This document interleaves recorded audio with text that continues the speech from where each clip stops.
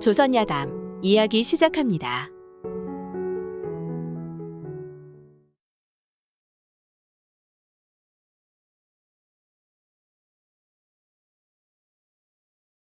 옛날 옛적 행색이 초라한 한 사내가 평양성 문으로 들어섰습니다.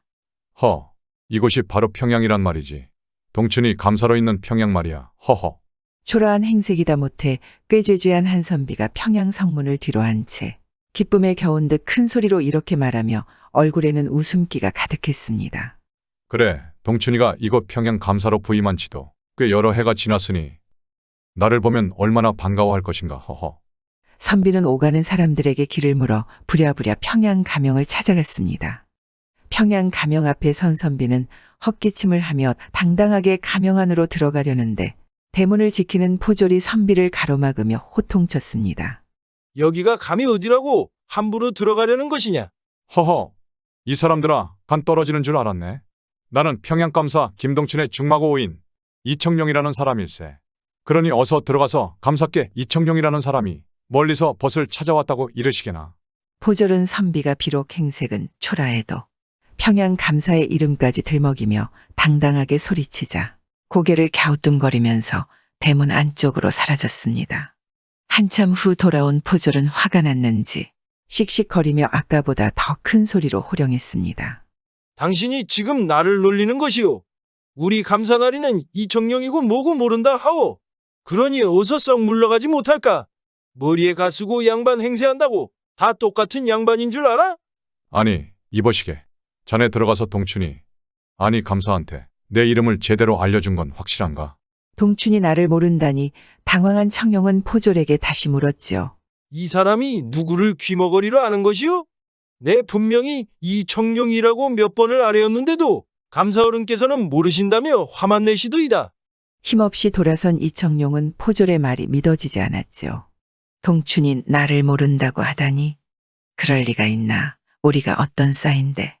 그도 그럴 것이 일찍 과거에 급제하여 지금의 평양감사 자리에 오른 김동춘과 아직 과거에 급제하지 못해 가난한 선비에 불과한 이청룡은 어릴 적부터 함께 동문수학한 중마고우였습니다. 또한 두 사람은 이 다음에 커서 누가 먼저 벼슬길에 나설지 모르지만 남은 친구가 벼슬에 오를 때까지 서로를 박대하지 말고 도와주기로 굳게 언약한 사이였습니다. 그 친구가 나를 잊었을 리가 없어. 뭔가 착오가 있었던 것일게야. 청룡은 허망함을 감추기 어려웠지만 이렇게 스스로를 위로하며 기운을 잃지 않으려 했었습니다.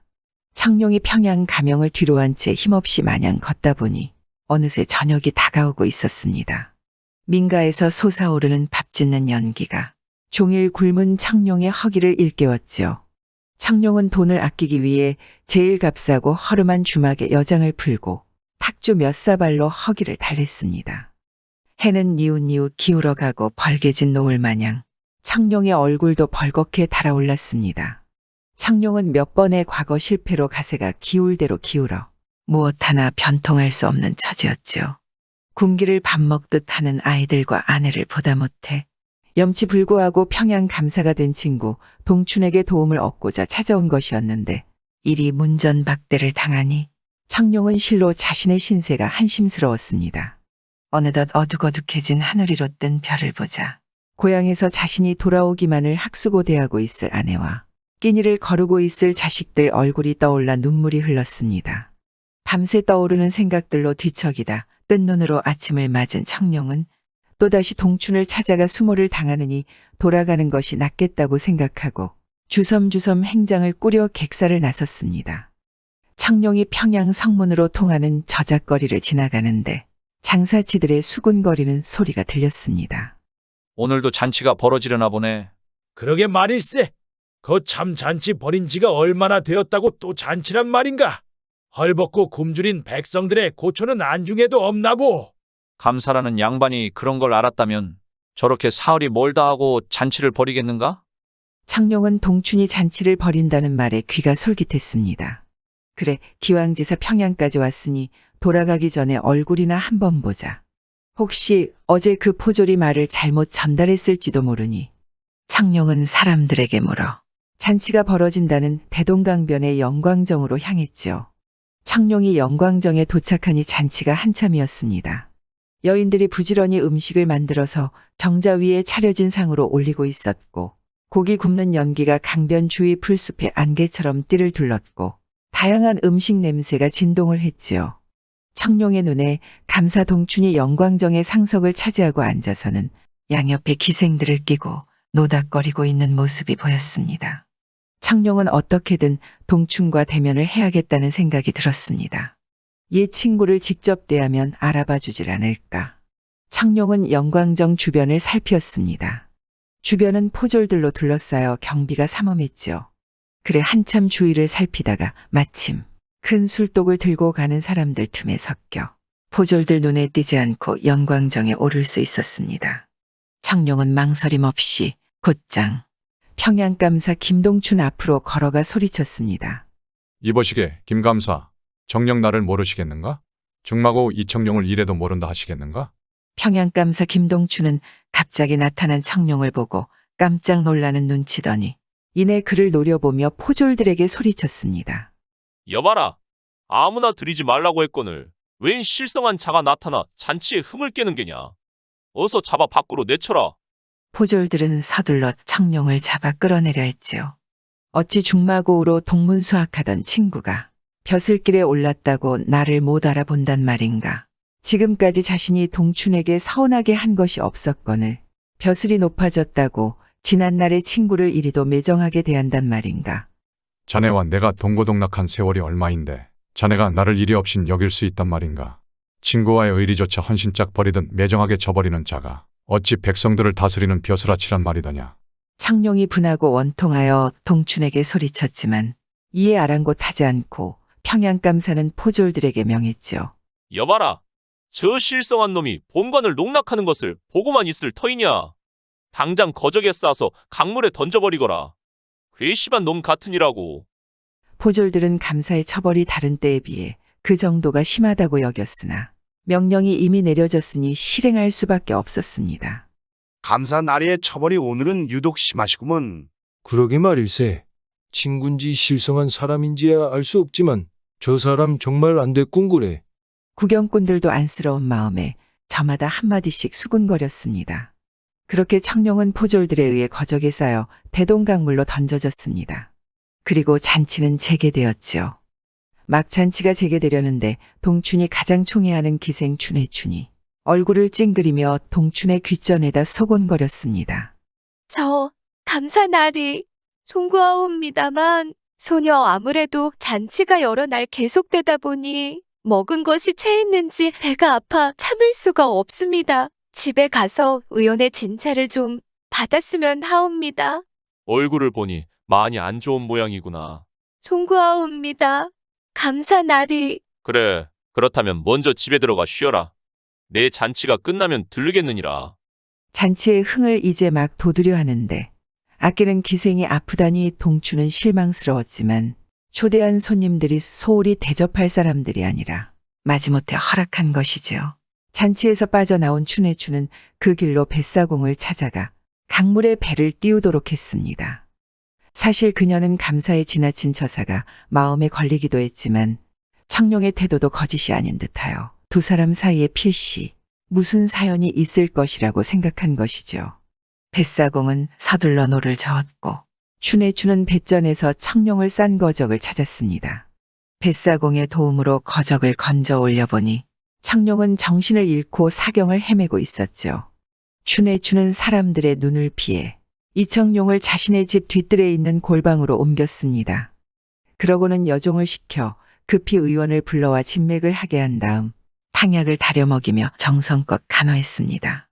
그렇게 며칠 후 청룡은 기적적으로 정신을 차리고 자리에서 일어났습니다.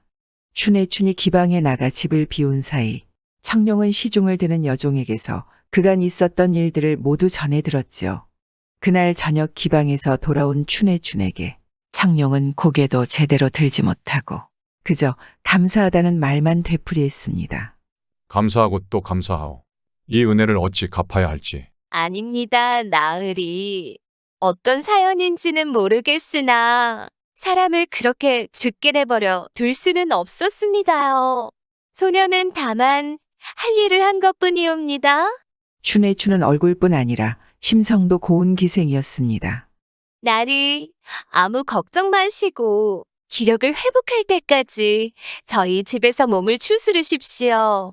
창룡은 처음에는 몸을 추스르는 대로 아내와 아이들이 기다리는 고향으로 돌아가려고 했지만 춘혜춘의 선녀 같은 마음씨에 반했는지 몸이 다 나았는데도 떠날 날짜를 차일피일 미루기만 하였습니다. 춘혜춘 역시 창룡이 조금 더 자기 곁에 있어 주기를 바랬는지 날마다 갖은 정성으로 창룡을 받들고 따랐지요. 결국 그들은 이것 또한 하늘이 맺어준 인연이라고 여기고 언제부터인가 합방을 하며 지냈습니다. 그러던 어느 날 나라에서 과거령이 내렸습니다. 춘혜춘은 창룡에게 과거에 응시할 것을 권했지요. 창룡은 선뜻 내키지는 않았지만 동춘에게 외면받고 죽을 뻔한 일을 떠올리며 마침내 결심을 굳혔습니다. 나리, 여기서는 제가 바깥 일이 있는지라 일일이 챙겨드리지를 못하옵니다. 하온이 본가로 돌아가셔서 과거를 준비하십시오. 그러면서 춘혜춘은 웬 보따리 하나를 내밀었습니다. 이것이면 식구들끼리 걱정은 안 하시고 공부에만 전념하실 수 있을 것이옵니다. 이보, 내 목숨을 살려주고 여태껏 보살펴준 것만도 평생 못 갚을 빚인데. 그리 말씀하시면 소녀 섭섭하옵니다. 서방님을 향한 제 마음을 왜 빚으라 하십니까? 고맙구려 고마워. 정말 고맙구려. 다음날 창룡은 춘혜춘과 아쉬운 작별을 하고 한양에 있는 집으로 돌아왔습니다. 창룡은 평양에서 있었던 그간의 일들을 아내에게 솔직하게 이야기하고 다시 한번 과거에 응시하겠다는 결의를 보였습니다. 그러자 창룡의 아내가 말했지요. 여보, 이번에는 꼭 과거에 급제해서 춘혜춘이라는 그 기생에게도 당신의 장한 모습을 보여주세요. 내 이미 각오는 되어 있어. 단지 당신을 또 고생시켜 미안하구려. 창룡은 아내의 손을 잡다가 왈칵 눈물을 쏟을 뻔했습니다. 아내의 손은 얼마나 고생을 했던지 앙상하게 뼈만 남은 데다 상처투성이었지요. 아내의 뒷바라지와 춘혜춘의 정성이 더해진 덕분인지 창룡은 과거에서 당당하게 장원으로 급제하였습니다. 창룡과 그의 아내는 그간의 서름과 고통을 떠올리며 부둥켜 안고 함께 울며 기뻐했지요. 한편 조정에서는 창룡에게 암행어사를 제소하여 평양성을 감찰하라는 어명을 내렸습니다. 평양 감사가 백성들의 안위는 돌보지 아니하고 주색 잡기에 빠져 수시로 잔치를 열어 국고와 세금을 낭비하고 있다는 상소문이 조정에 올라왔던 것이지요. 창룡에게는 드디어 동춘에게 당한 원한을 풀 기회가 생긴 것이었죠. 자신의 신분을 은폐하기 위해 일부러 초라한 행색으로 평양에 당도한 이청룡은 먼저 춘혜춘의 집으로 갔습니다. 춘혜춘과 마주한 이청룡은 미안한 기색으로 말했습니다. 미안하이. 내 또 이런 몰골로 오게 되었네. 그간 자네 볼 면목이 없어 못 찾아왔네. 어서 오세요, 나리. 그리고 너무 낙담치 마십시오. 기회는 또 오게 마련이옵니다. 불편해하지 마시고 전처럼 편히 쉬십시오. 이어 춘혜춘은 창룡이 갈아입을 옷가지들을 손수 챙겨 가지고 왔습니다. 옷들은 깨끗하게 빨아 반듯하게 다림질까지 되어 있었지요. 그것을 본 창룡의 가슴은 또 한 번 고마움에 미어지는 것 같았습니다. 그날부터 창룡은 춘혜춘의 집에 머물면서 평양 가명의 동태를 은밀히 살펴보았습니다. 그러던 어느 날 아침 일찍 일어나 목욕을 하고 난 춘혜춘이 곱게 몸단장을 하며 말했습니다. 오늘은 감사나리께서 대동강 영광정에서 잔치를 벌이신답니다. 소녀도 명을 받았사오니 잠시 다녀오겠사옵니다.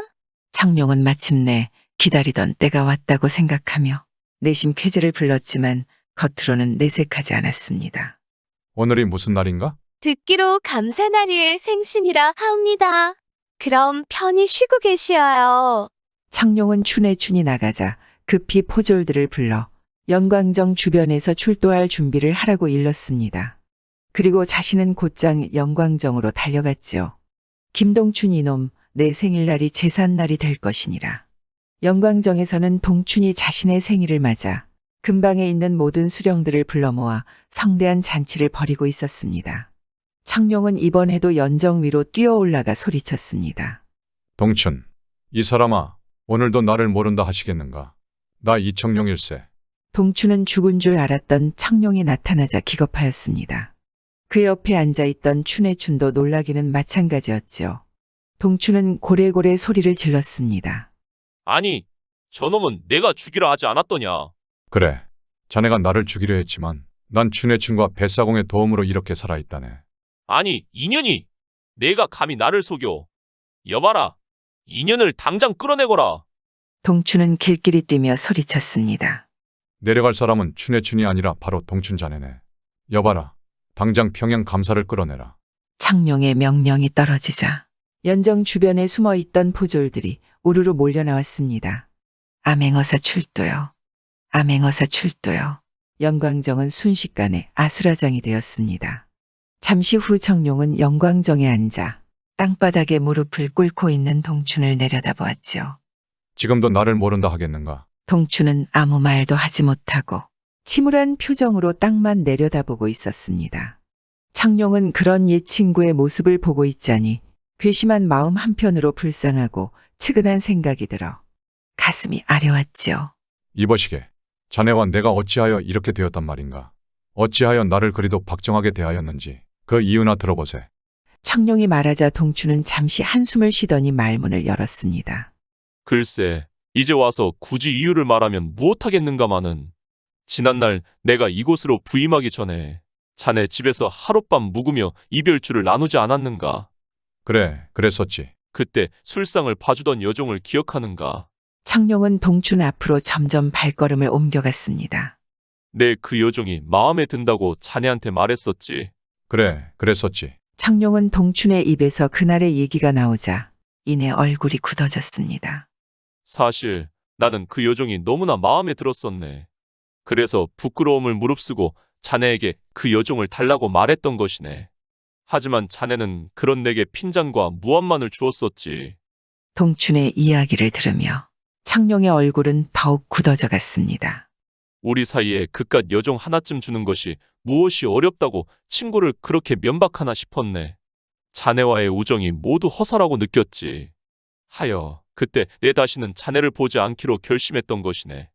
창룡은 동춘의 손을 덥석 잡아 일으키며 말했습니다. 그래, 그랬었구먼. 그래서 자네가 나를 모른 척했었구먼. 그렇다면 모든 것은 내 탓인 게지. 하지만 그날 일은 내게도 사연이 있네. 사연이라니. 실은 그 무렵 우리 집 형편이 굉장히 어려웠었네. 그래서 부리는 종은커녕 먹을 것조차 변변히 구하기 어려웠지. 아니, 그럼 그때 내게 대접한 주한상과 그 여종은 뭐란 말인가? 사실 음식은 아내가 이웃집을 돌아다니며 나중에 품을 팔기로 하고 먼저 받은 품삯으로 어렵게 마련한 것이었네. 그렇다면 왜 진작 말하지 않았는가? 그리고 놀라지 말게. 자네가 마음에 있어 하던 그 여종은 실은 내 아내라네. 내 집에서 친구를 대접하는데 술시중을 들 여종이 없다고 하여 어찌 아내에게 술시중을 들라고 할 수 있겠는가. 그래서 자네 대접하는 것을 그만두자 했더니 아내가 자신이 여종인 것처럼 꾸미고 술시중을 들겠다고 자청하는 바람에 그런 일이. 미안하이. 먼 길 떠나는 친구를 그냥 보낼 수 없어 그리한 것인데 그것이 화근이 될 줄 몰랐네. 미안하네. 내 탓이었네. 그럼 내가 자네 아내를 욕보인 것이나 마찬가지 아닌가? 동춘이 당황하여 말했죠. 이보시게. 이젠 다 지난 일이 아닌가. 다 있도록 하시게나. 이제라도 오해를 풀었으니 우리 예전의 우정을 다시 이어보도록 하세. 창룡과 동춘은 서로 얼싸안고 다짐했습니다. 차마 친구를 벌줄 수 없었던 청룡이 사직 상소를 올리라고 권하자 동춘은 사직 상소를 올린 후 평양 감사 자리에서 물러나 낙향했습니다. 한편 춘혜춘은 그 후 기적에서 빠져나와 이청룡을 평생 가까이 모시며 살았다 합니다. 벼슬에 나서는 친구를 대접하겠다고 아내를 여종으로 꾸며 술시중을 들게 하다니요. 또 친구의 아내인지 모르고 여종을 달라고 한 친구 이야기나 참 그 의리 한번 대단한 이야기 같습니다. 돈이 없는 것이 죄인지 잘못된 의리가 문제인지 모르겠습니다. 지금까지 조선 중기로 전해지는 이청룡과 김동춘의 야사 이야기였습니다. 구독과 좋아요와 함께 오늘도 좋은 날 되세요.